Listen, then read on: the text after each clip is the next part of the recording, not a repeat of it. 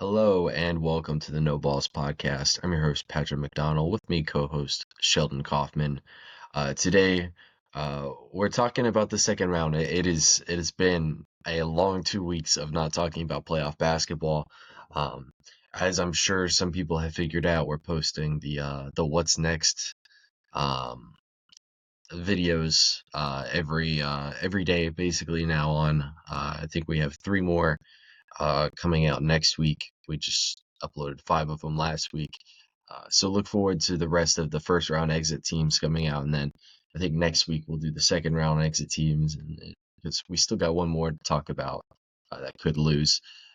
Anyway, Schultz going to start us off like he normally does with a trivia question. What do you have for me today? All right, Pat. Well, in spirit of another Game 7 on Sunday, um, the question today is what head coach has the most Game 7 wins of all time? Uh, and I'll give you a hint. Mm, yeah, I'll give you a hint. I'll give you a hint. It's a Celtics coach. Okay, well, shit. Um,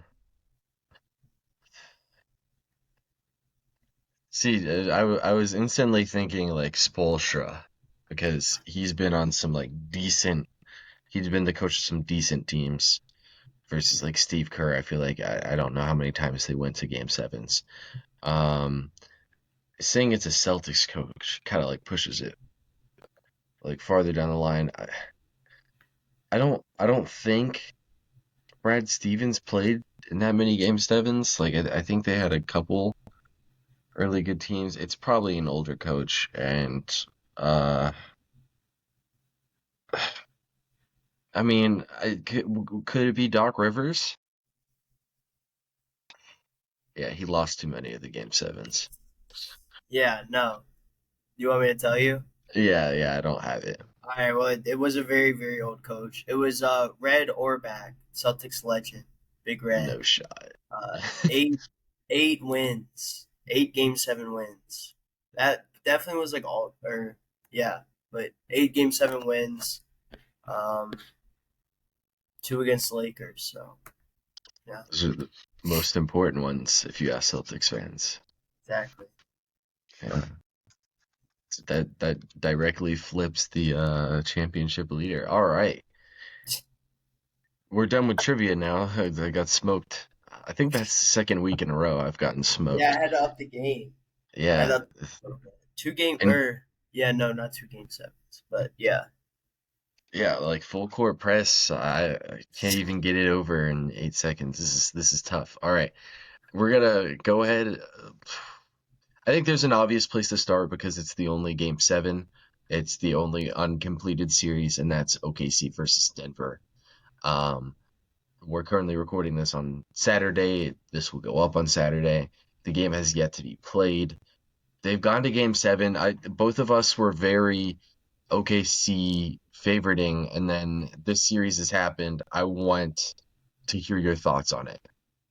Yeah. I like after the first game, I was like, okay, that was a big win for them. Aaron Gordon was huge. Again, he's continuing his great playoff run. Hit a huge 3 pointer to take the lead in that one and win the game. So that was incredible. That was a great game to watch. He had 22 points in that game. Jokic was incredible with 42, and Murray added 21. And then when they got blown out, I was kind of just thinking like, yeah, Denver can win, like make this a series, but I felt OKC all the way. Um, and I kind of I want to take Denver still, but like like a lot of Denver's success has been at home, and I think that altitude has helped a lot with that, or the home court advantage has helped a lot with that. And also, every time they win, they usually have someone else step up besides Murray and Jokic, whether it be Christian Braun or Aaron Gordon.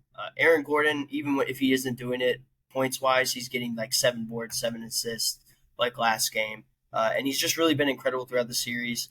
SGA has been really good, and Hardenstein has been really good. I think Hardenstein, Chet, they've been playing some good basketball down low. Uh, and I think for the Thunder, whenever Jalen Williams is a huge X factor, I think. like a kind of like under the radar X factor because you obviously hear Shea, and he's the MVP of that team. But uh, when Jalen Williams really doesn't have that great of a game, that's when you saw the Thunder lose some of those games. And when he stepped up, uh, one of the games when he had 32, and they still lost. That was like insane to me. But um, yeah, but I think coming in this game 7, especially with the news that Aaron Gordon's doubtful, it's gonna be really hard for the Nuggets to win this game.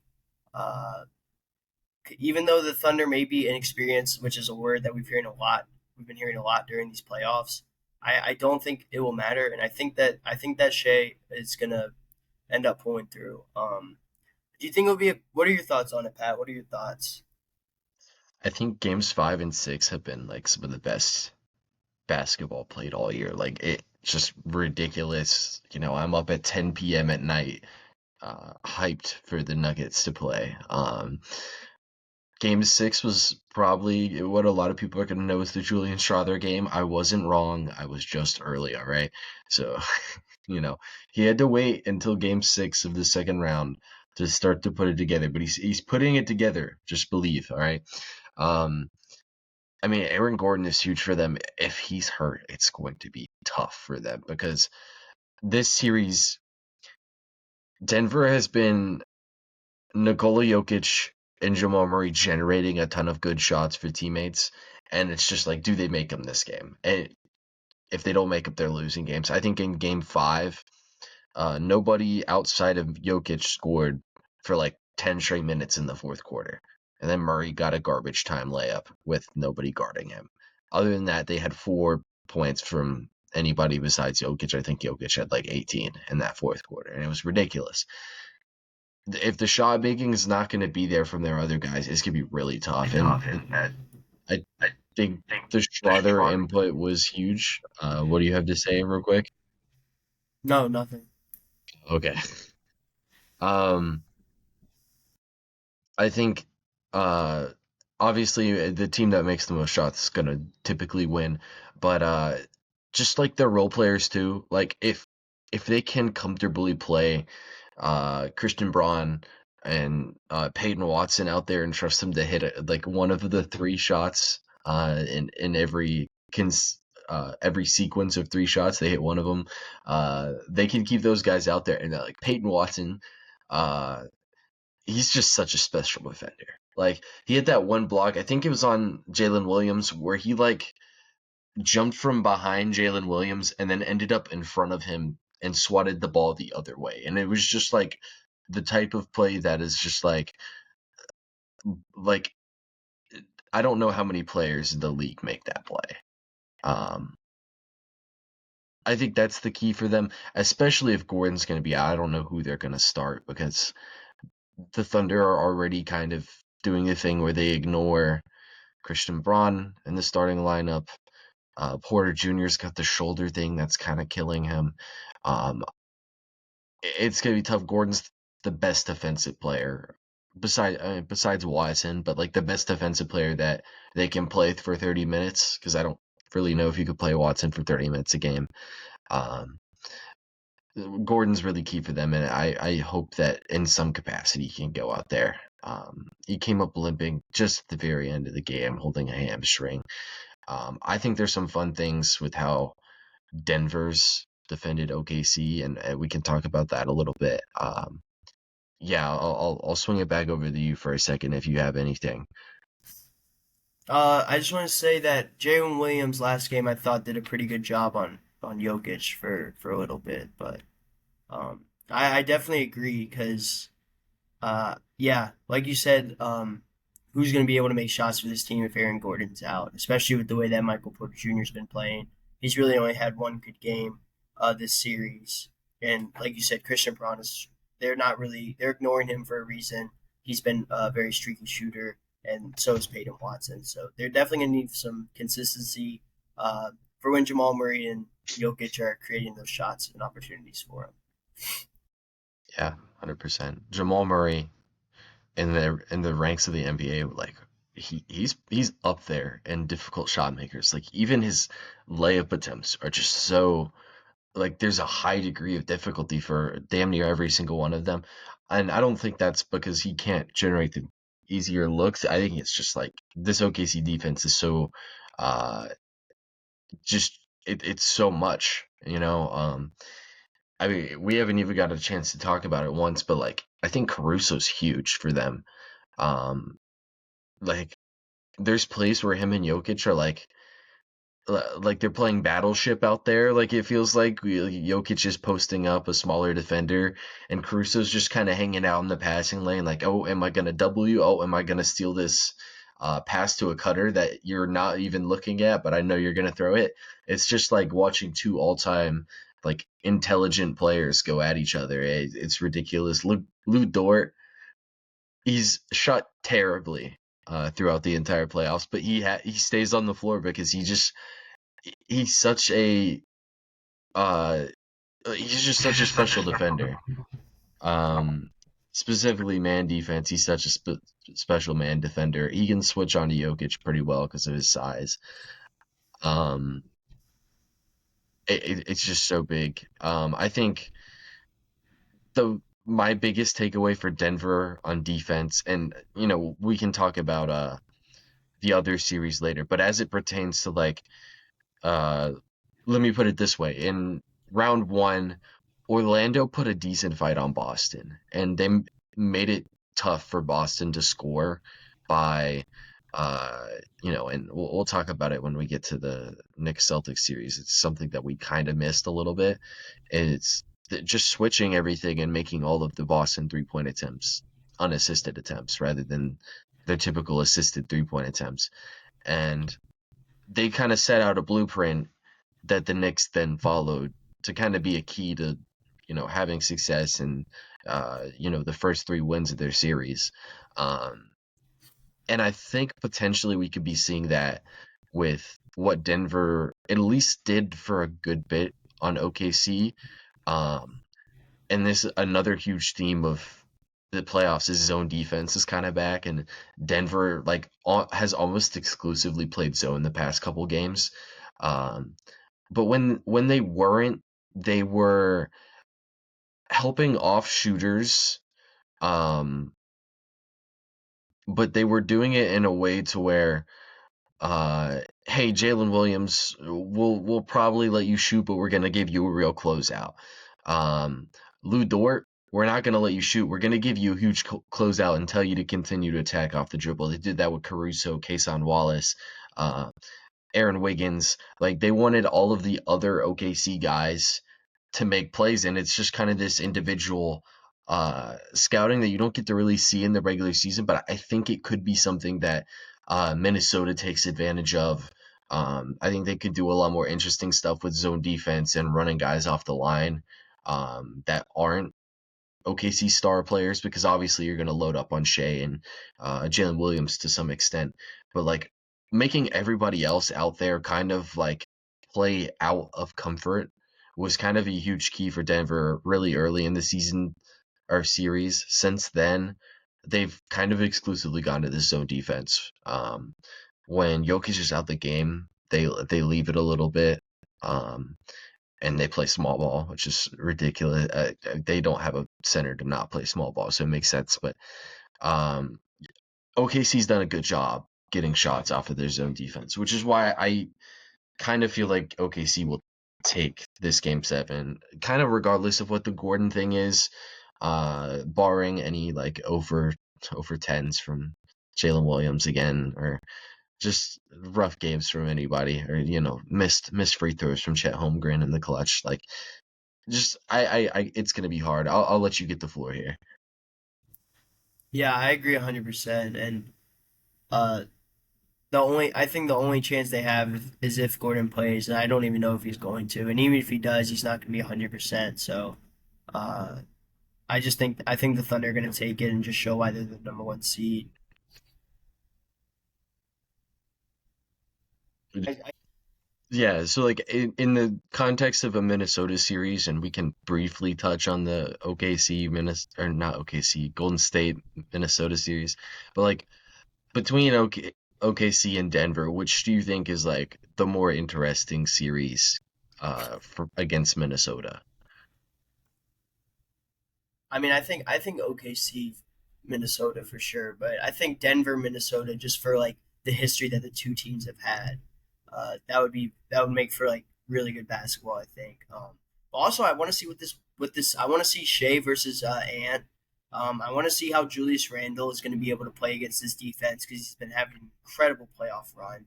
I'm gonna see. I want to see if Rudy Gobert can like really step up and show that he can guard Chet or Hardenstein or whoever he has to guard um, in the paint. And I think Nas Reed could be an X factor because he kind of has had a really quiet series in this Golden State series. As opposed to like the first round against the Lakers where he was hitting shots, big shots down the stretch, during runs, stuff like that. Uh, yeah, and that I think will be very interesting. And also their defenders are really good, just all around the court. And I think that their role players definitely are a lot better than at least offensively. They have the more capable shot makers on Minnesota's side. But Yeah, I think Minnesota could follow the blueprints for both of these teams on how to stop them relatively well. I think if they match up with OKC, they can do a lot of the same zone defense principles that Denver's done. It's just you have Gobert at the rim rather than Nikola Jokic.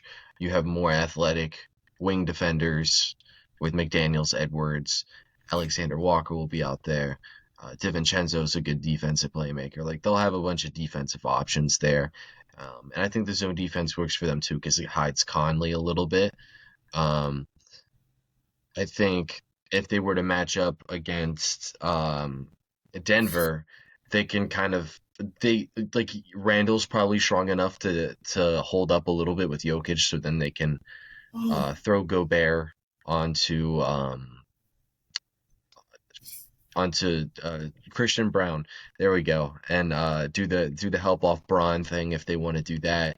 They can do that obviously with Westbrook and Watson in the game when that happens, and I think that could be a formula to stopping Denver. We've seen kind of in the past that good shot makers kind of just like nullify Rudy Gobert in the playoffs.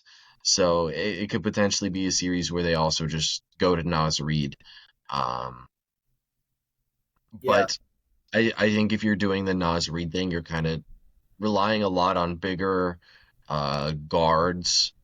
Maybe it's Edwards playing a ton of point, and you have Alexander Walker and DiVincenzo out there, and you're just kind of switching everything. If that's kind of a thing, you got to send a lot of pressure to Nikola Jokic, or Nikola Jokic is gonna like just back down Dante DiVincenzo yeah, for a whole game. Um, so I think Denver, relative to how good the two teams are, I think Denver poses a little bit more difficulties. Um, but OKC's obviously the tougher team between the two. So if I'm Minnesota, I don't know who I would want to see. I just hopefully you get the win. Um, ultimately, though, in a Denver versus Minnesota series, what do you think? What is your feel right now? I think I would stick with the Timberwolves. They're really hot in this postseason, and even though the Warriors didn't have Curry, they handled business. Like right after Curry went out, it was a 4-0 sweep. Pretty much, they won 4 straight games. So I think this team has confidence, and I would probably take Timberwolves in six. Um, I just I think the Nuggets have had some like insanely crazy postseason moments, a lot of buzzer beaters. Uh, I think the Timberwolves just are what I think they'd get it done. I think they're a more well rounded team. Um, they have a better bench. So Yeah, and as much as I've really liked the Peyton Watson minutes, like the Denver's rocking 6.5 players out there. Like yeah, maybe you could argue that Westbrook and Watson don't bring much offensively, and it's just 6 players. Um, but the depth is a real thing for them. I mean, DiVincenzo and I think Alexander Walker as well have just not been good in the playoffs, and uh, obviously we wouldn't expect that to hold up because those are very good NBA rotational players. So I think I like Minnesota as well. I think just watching them, contain Shea this series, and it would progressively like get a little bit worse as the series has gone on. Um, Christian Brown's done a nice job, but you know, Edwards is also tough. I think Edwards also gives him a little bit more um, uh, difficulties with like play style because I think Edwards has a little bit quicker of a first step than Shai Gilgeous-Alexander, and I think a lot of this success Brown has had guarding Shai this series has been like recognizing tendencies, um, sliding to take away the right things. Beating him to the He, spot. yeah, he's been doing a lot of beating him to the spot. And I just don't know how much that's going to necessarily hold up against Anthony Edwards. I also kind of feel like Anthony Edwards has been kind of the most impressive player so far this postseason out of the entire league. And I think a lot of that kind of has to do with, playing a Lakers team that was kind of undermanned and just like a Warriors team that really had no chance to beat them after Steph got hurt. But still, I think Edwards has played at the highest level of any star player this playoffs. Um, I mean, I guess like we kind of have to just Ed, Steph Curry gets hurt game one, um, and from there on, the Warriors should have no chance to win the series. Not to say Minnesota couldn't have won the series anyway. It's just from there they kind of had to win that series. Warriors team was very top heavy. Um, Really unfortunate because I do think it was actually a really good team, and I think that would have been a crazy good series. But Especially because they won game one. yeah, especially because they won game one with off shooting night from Minnesota that just never happened in the Lakers series. Yeah. Um, yeah, um, OKC versus Minnesota. How do we feel about this series? Um, it's gonna be. I think that one's gonna be really tough. Uh, I think OKC can match up well with them. They have, like you said, they have really good defenders, especially with Alex Caruso. Um, and and I think they could exploit Rudy Gobert for sure. And like in defense on defense, uh, I think it'd be a close series, but I think the Thunder would end up winning it in the end. I think they have a better. They're just going to be they're going to be able to do a little bit more on offense. And I think Jalen Williams is gonna come out and have a really good series because he's been kind of quiet throughout these playoffs. I think they'd be able to get it done. I don't know because like we said, Minnesota faced the undermanned Lakers and the undermanned Warriors. Warriors. Yeah, undermanned Warriors team. So they haven't really been battle tested that much. I do think they do have a chance, so I'm not going to write them off just yet. But first glance at it, I tend to lean Thunder, and I'll go Thunder in seven. I'd probably tend to lean that way. Um, Mm, but yeah. but yeah, I think Jaden McDaniels has been really good this series, and if Neil Alexander Walker, and DiVincenzo can kind of find their stride, I think they can easily win. I think they can easily win this.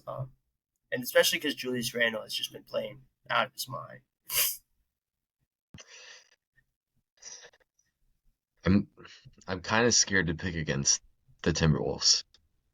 Yeah, Um, I think if you would have asked me like 2 weeks ago what I would think about this, I would think OKC easily. Um, but they've just looked way more beatable, and I think Denver, like I said before, kind of showed some of the cracks in the engine that Minnesota could really try to take advantage of. Um, and I think Minnesota just has a much better personnel to do that. I think the real games that I noticed uh, Denver having those advantages were in games 4 and 5, and they didn't win those games. And I think that's like a huge part of it. I think if I didn't see such a good Anthony Edwards series in game or in the first round, I probably wouldn't have any faith in Minnesota, but I would say it's a lot closer. Like probably like I'm going like 55% OKC. Um, that's how I feel about it right now. They've just been so much better of a regular season team. I think they are leaps and bounds better defensively than anything Minnesota's seeing. Um, that's why I feel that way. I'm kind of still waiting for the Julius Randle bounce back, but it just might not ever happen. Um,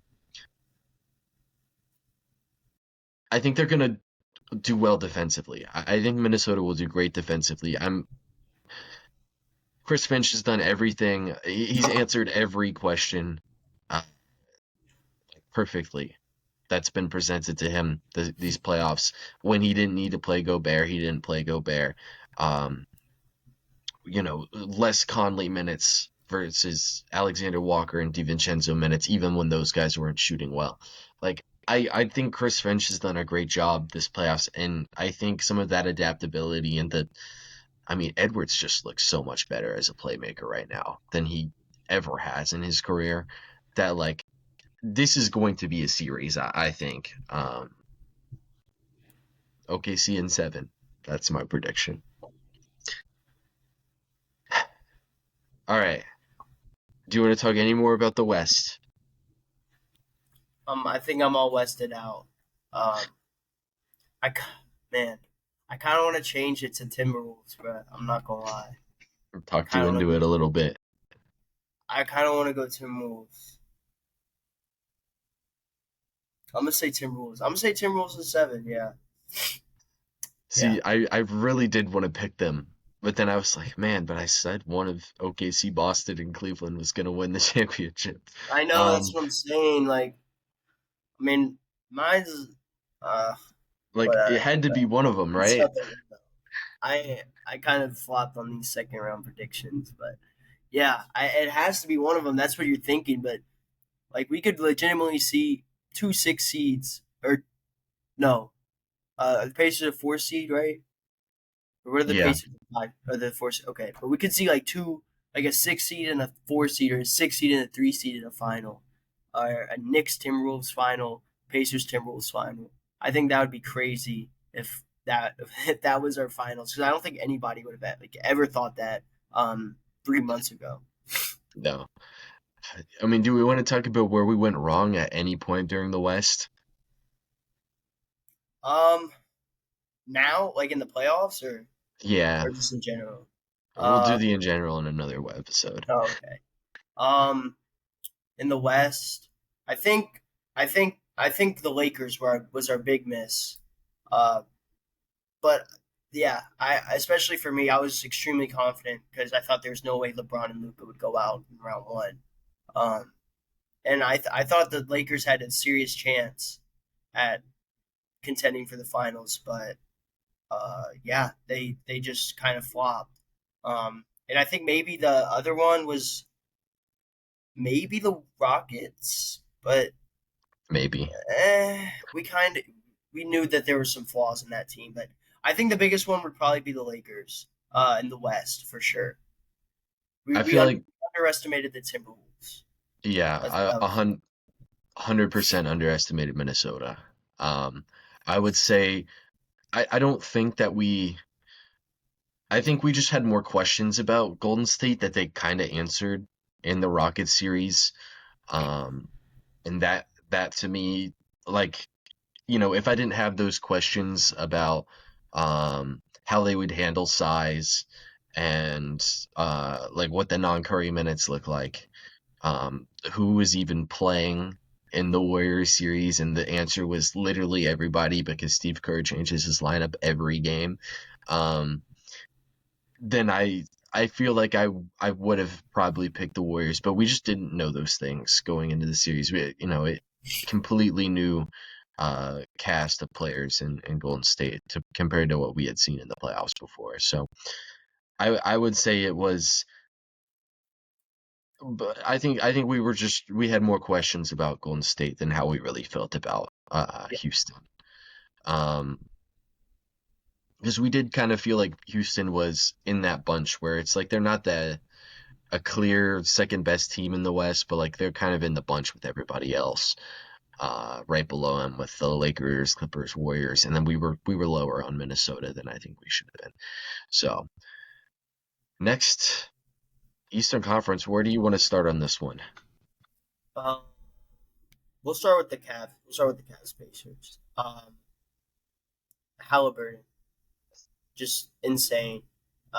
You've definitely been on this on the Halley train, for a long time. Especially this season, he was called the most overrated player, uh, by NBA players, and he's really just shut him up. In that Cleveland series, he put on a show, not only with the offense, but also, or not only with the shooting, but also the playmaking. And I mean, quite frankly, there's no other way to put it. The Pacers dominated the number one seed in the East. They won. They won in five. No, they won in five or six. Five. Five. Yeah. Um, yeah. I think. Yeah. Halliburton. That step back three to win it in game two, and that big ball celebration was like one of the coolest things I've ever seen. Especially after they tried fouling up three. Right. They tried foul Yeah. up three and ended up losing. I've never seen. I've never seen so many like comebacks within like 20 seconds, than watching the Pacers this year. It's crazy. Um, Also, Pascal Siakam. Pascal Siakam. He's just been like he's been doing this his whole career, performing in the playoffs, and he's been huge for this Pacers team. And he's been doing really well defensively. I think it's really well defensively too. Um, Andrew Nemhard has stepped up. Obi Toppin has looked great. Uh, Neesmith, Miles Turner has shot daggers throughout the series. Um, yeah, I mean, I think it was a shock to me. I think this Cavs having some injuries in games one and two definitely hurt, with Mobley and Garland being out, and then Mitchell missing game five, crucial game five. But also, I mean, the Cavs were up like 14 and 20 points in multiple games throughout this series, and the Pacers still came back and won. So hats off to the Pacers; they did a great job, and this is going to be, like I said last round. There's obviously the go-to guy on the team, with Siakam on the offense, and then Halliburton. But I feel like everybody on this team can score, and everybody contributes offensively. Uh, this is going to be a really good series. The next one that that we're about to see. But Pat, how did you feel about this series? Because you've been on the Pacers train. Yeah. I So obviously the Halliburton overrated thing came out like right before game one, and yeah, it aged like terribly. I think he had 30 and 10 in game one or something like that, and then he hit the game winner in game two.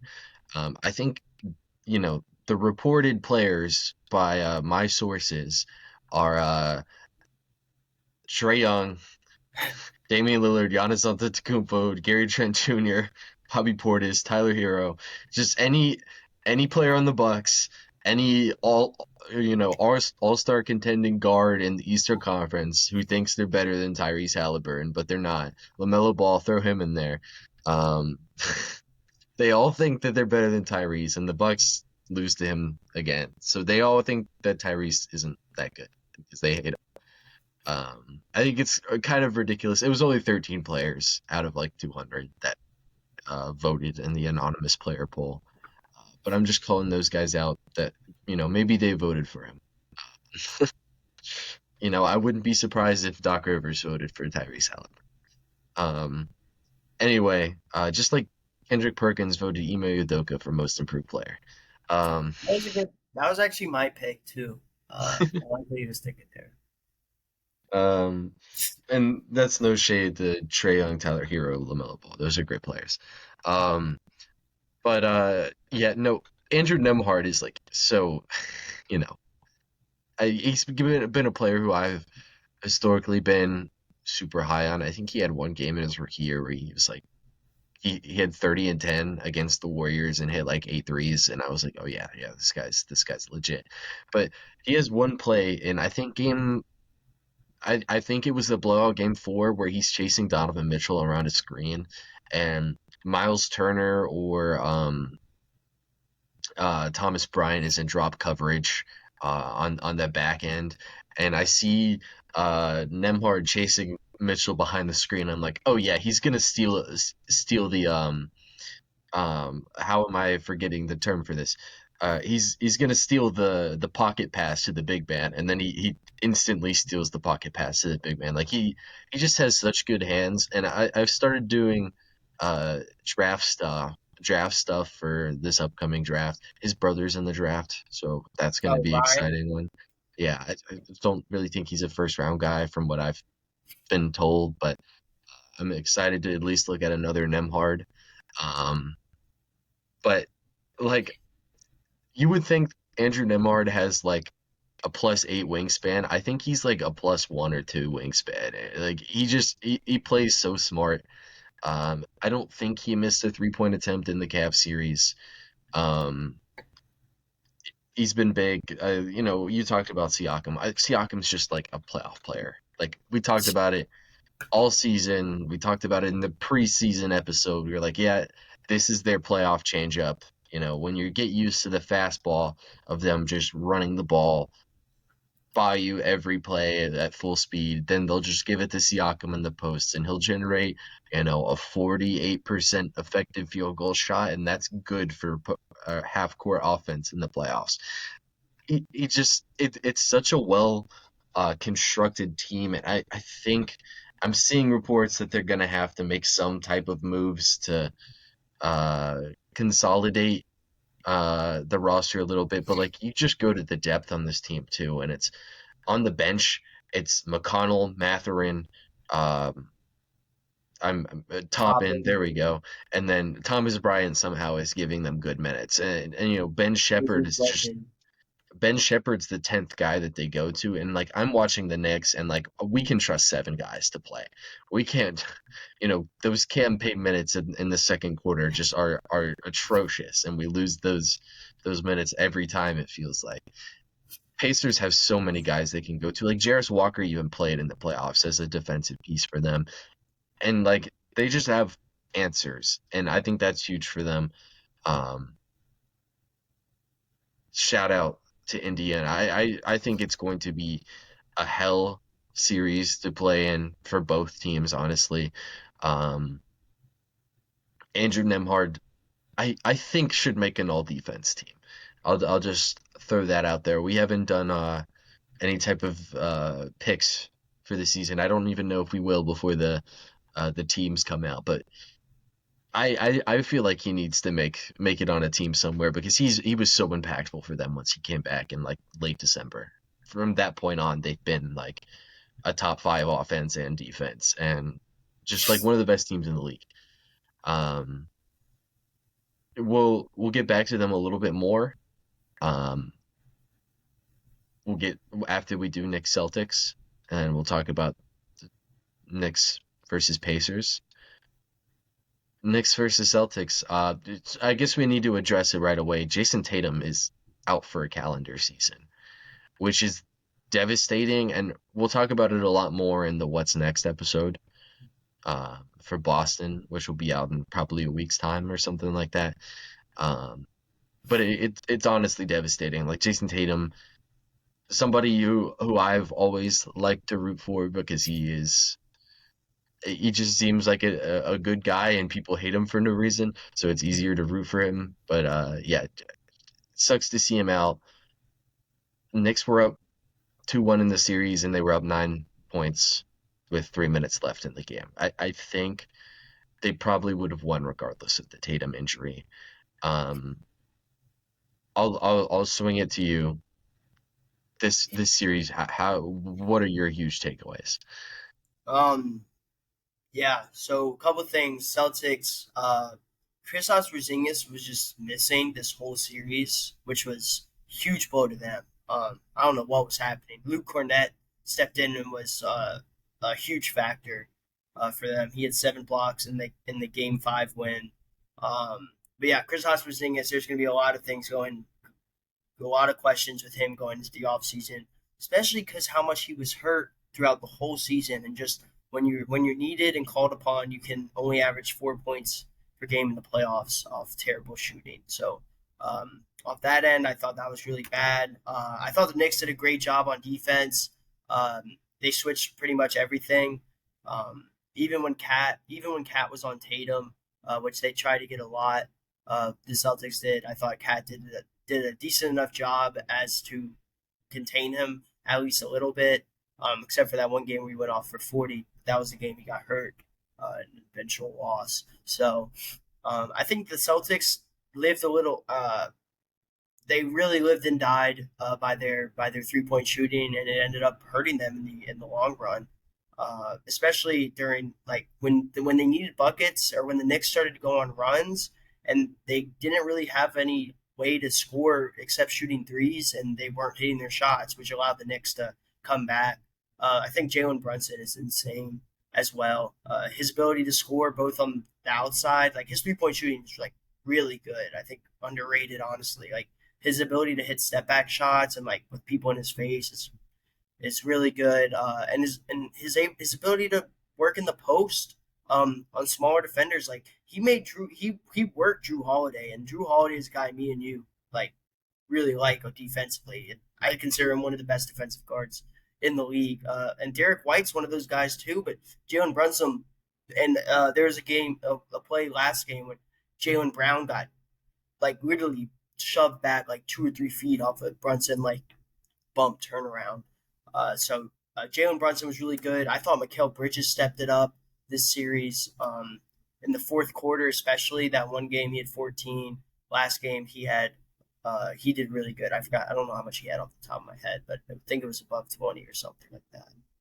OG Anunoby has been an X factor for the Knicks as well, both defensively and offensively. Especially when he's scoring like 15 plus a game or 15 plus in a game. That really helps the Knicks. And I think Cat had a great series. I said he had averaged 25 and 10. He didn't quite average that, but it was pretty close. He did really good offensively and defensively. One thing though, I thought Cat could do better is just stay out of a little bit of foul trouble, picking up like meaningless fouls and stuff like that. Uh, Luckily, it didn't hurt them at all. I thought the Knicks did really good and shocked me for sure because I said they were going to get swept. So yeah, especially after that Pistons series where there were a lot of questions. After I was like, dang, like Pistons low key really played the Knicks good, and then it didn't matter. So give Tibbs his credit too. Yeah, I being a Knicks fan and picking the Celtics to win in the series was really tough for me, but I really was like, based off of everything that I saw, like I probably watched like 75 of the regular season games and watched every playoff game. And I was just like, now watching the Celtics series, I'm like, did we sandbag the first 90 games of the season? Because the defensive intensity that we brought in this series was just like so much more amplified than what it was before. Like in the Pistons series, we were talking about, I think it was game 2 against the Pistons, where the Pistons like got away with a ton of fouls on the defensive side of the floor, and like you brought it up, and I was like, yeah, but the Knicks just like kind of played hands off defense the whole game, and I was just like, if we're gonna play like that against Boston, we got no shot. Um,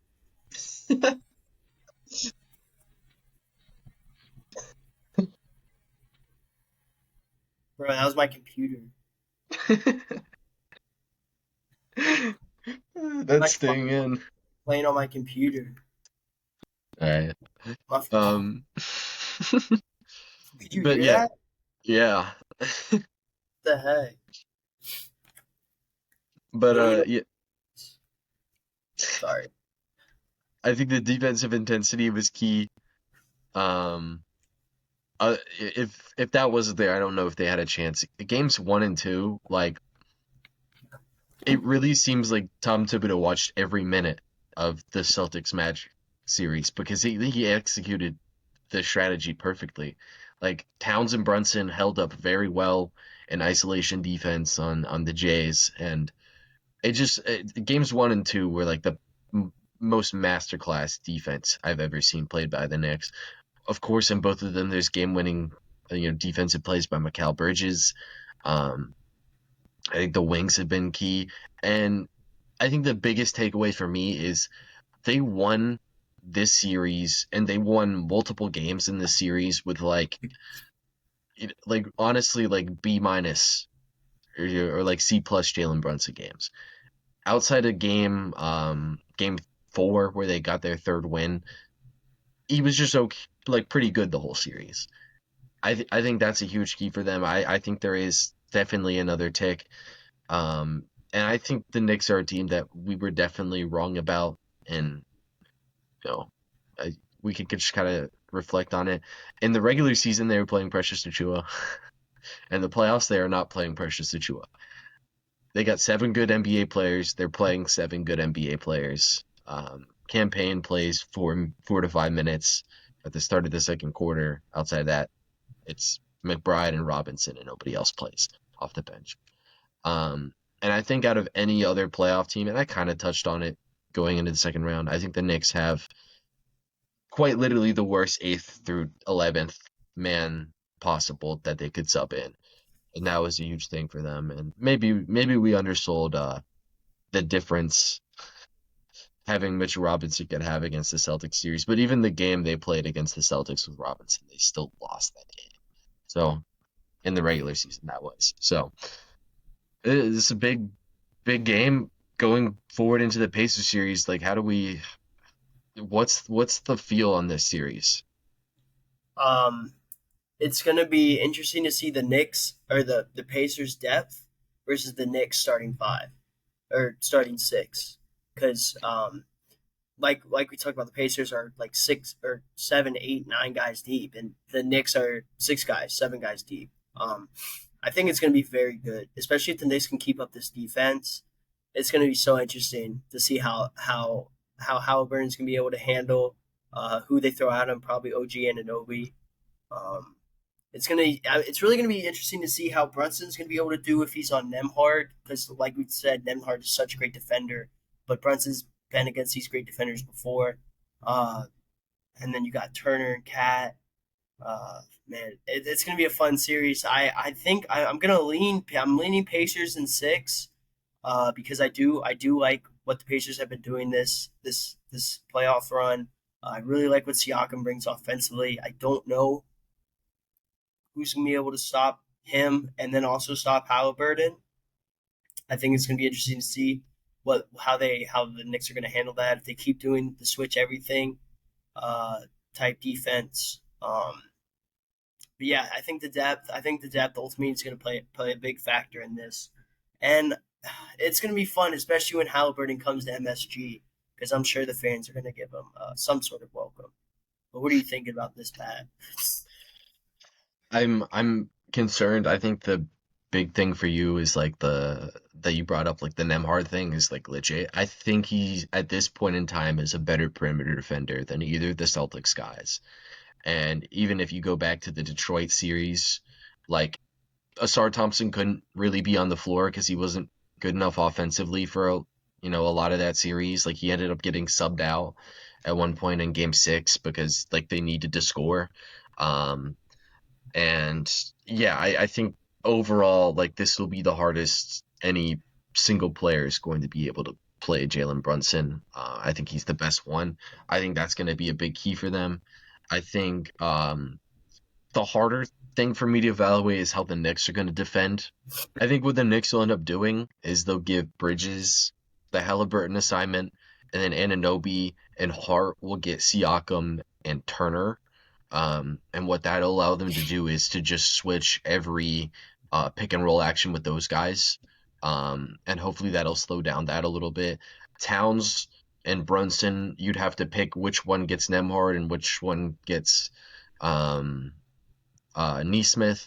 Either way, like run your offense through Nemhard, like or not Nemhard, but Neesmith. Please do that instead of giving the ball to anybody else on your team. Like, please run your offense through Aaron Neesmith.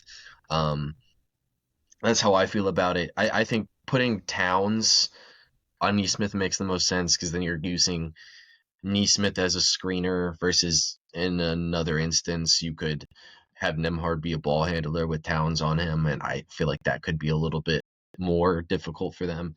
I think that's the easy thing to do. I think with Mitchell Robinson in the game, you should put him on whoever the center is and play whatever coverage you really want to with Mitchell Robinson. You can switch, you can hedge, you can play drop with Mitchell Robinson.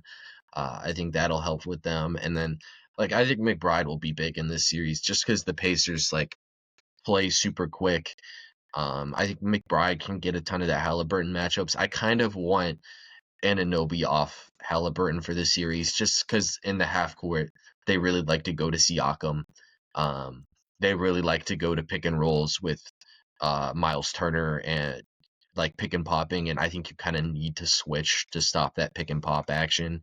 Um, so I want Anunoby on one of those big guys, I would think. Um, how do I feel about this series? I don't want to pick against the Knicks in this series. Um, I feel like for the course of the season, I think Indiana is probably a slightly better team. Um, but I think I like some of the stuff that the Knicks can do defensively against them. Um, the Knicks are like the Knicks and the Pacers are really the only teams that have primarily played man defense this postseason. Like, I feel like every other team has been playing a large percentage of zone defense. Um, and I think if you man up against the Pacers and you switch as much as possible to slow down some of their actions, I think it can help. You pressure with McBride full court, can slow down their running a lot. I'm gonna go Knicks in 7, and a message to my other Knicks fans: the Pacers are no pushover. Like, and I don't understand the narrative that they are. Sure, the Cavs were hurt, but I feel like the Disclaimer, Pacers could have warning. won.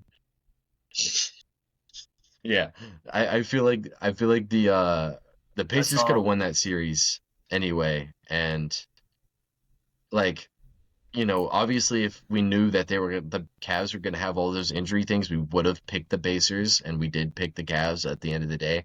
But like the Pacers could have won the series, and we didn't feel that way about the Knicks against the Celtics. I think the Pacers are the more foolproof fan, and unexpectedly, I think the Knicks are kind of the underdog in this series. But I'm gonna pick them in 7.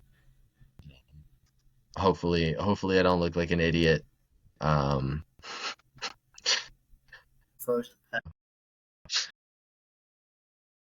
any teams we were wrong about? Yeah, I was wrong about the Cavs. Or no, no, no. I don't know, cause the injuries. So I don't know if I want to. I think we were wrong about the. Were we wrong about the Knicks? Were we underestimating the Knicks a little too much, Pat? I definitely was. I say my. I think my. I overlooked the Knicks big time. Um, I definitely underestimated them, and they proved me wrong. They definitely did. I'm never this this. I'm never betting against Jalen Brunson again. Uh, yeah, that being said, you did he's pick legit. Indiana in 6. Very, very, very, very legit. So Yeah, I couldn't really say that we underestimated the Knicks. Like, the complaints about them were like they were a 13th ranked defense in the league, and um, they didn't beat really any good teams throughout the regular season. Like, they beat Indiana once, they beat Denver twice. Uh, they lost the season series against the Pistons. Um, but other than that, they didn't really beat any good teams.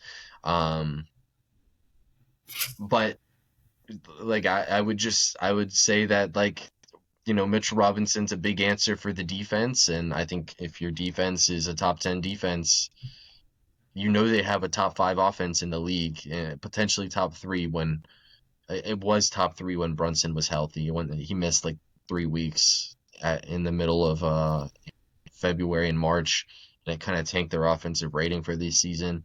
So, maybe during that lens, we could have looked at them as a real contender, but just based off of their performance against Boston and Cleveland and OKC in the regular season, it would be really hard for us to have picked them uh, to win a full playoff series against them. I did think that they were going to make all the games competitive, but they won the competitive games in the series. So, 2 20-point comebacks. Out, Outside of that, I would say, um, I guess if we think the Knicks are better than they are, we must have underestimated Detroit a little bit because they did have a good series against Detroit. Outside of that, I don't really have anything. Um, this has been a great playoffs. I do have a couple of complaints about the playoffs, but it has nothing to do with the actual basketball being played. So shout out to ESPN and TNT for giving me something to not care about. I better not see Reggie Miller. Um, I you know, I better not see Reggie Miller being a commentator for the next Pacers series because it's gonna be terrible. It's gonna be terrible if he is. Um, uh, yeah, I mean, do you have anything else on the NBA playoffs in general? Banger, banger Yeah, of the playoffs. We're definitely seeing the young stars start to rise up. So I'm loving it. I'm loving it. Yeah. Hopefully we get a good game 7. Hopefully it's not a blowout. Really hoping that, but things might go that way. But yeah, we'll see you guys next week. yeah. Viewers need one thing from you though. Oh no, what do they need? No, right before the Tatum injury, they did this thing that they do it in the other leagues too. They did the draft lottery. As a Wizards fan, how do you feel falling to 6? What thing? The draft lottery. As a Wizards fan, what are your takeaways? It's rigged, man. That shit's rigged. What do you mean? Come on. LeBron, the Cavs lost LeBron, and then they get the first pick. The fucking Mavs trade Luca, and they get Cooper Flag. What? Who made the play in?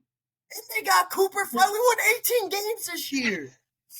Man, I swear, we're Derek Queen though. Derek Queen is the future. He's the modern day Zach Randolph. With a 3-point Oh, jumper. That boy about to go to work. Him and Alex was Sarr are about to be a nice ass 4-5 front court.